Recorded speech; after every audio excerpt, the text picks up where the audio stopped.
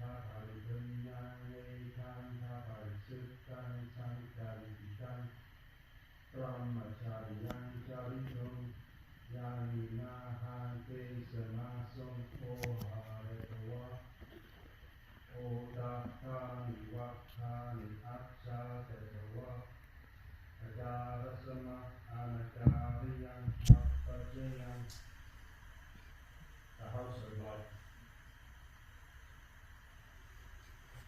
Martin Dusty, the homeless life is really there.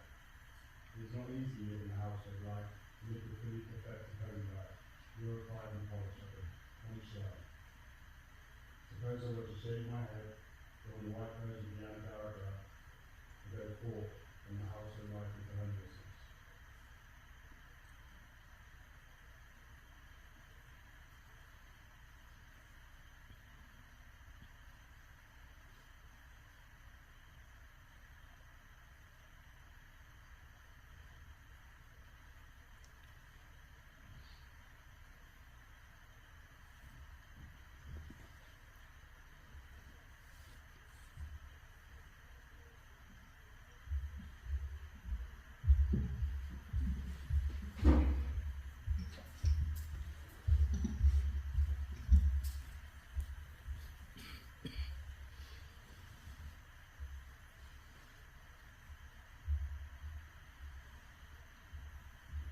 So after this initial request from Matt,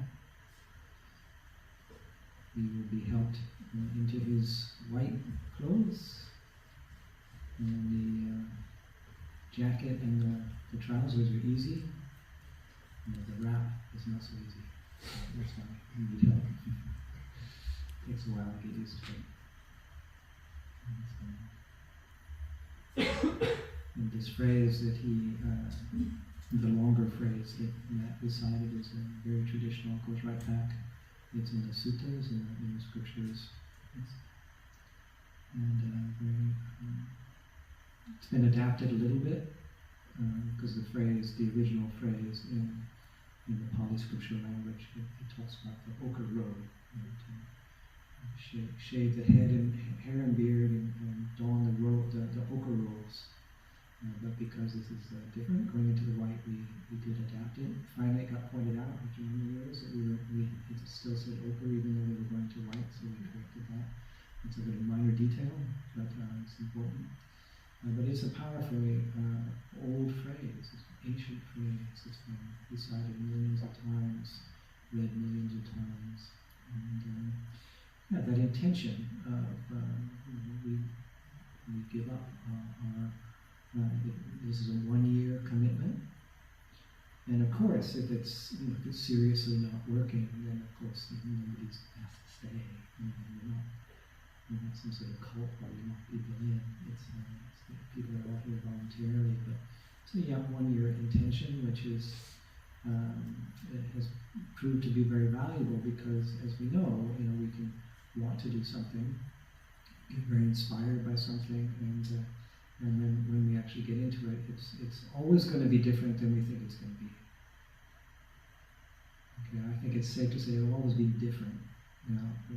How different and in which direction, we don't know.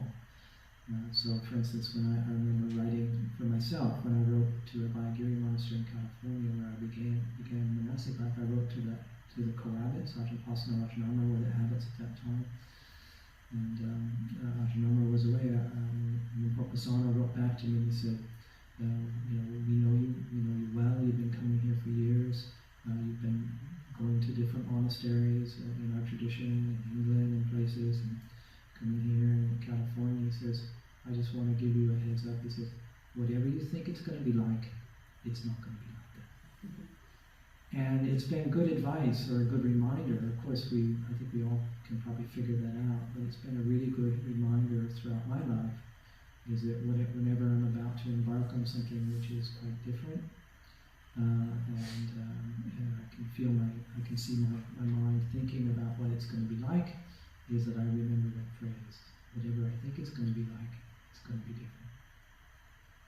And it helps. I find it really helps because when something maybe doesn't meet our expectations, because expectations are a really huge seed of dukkha, of stress and disappointment.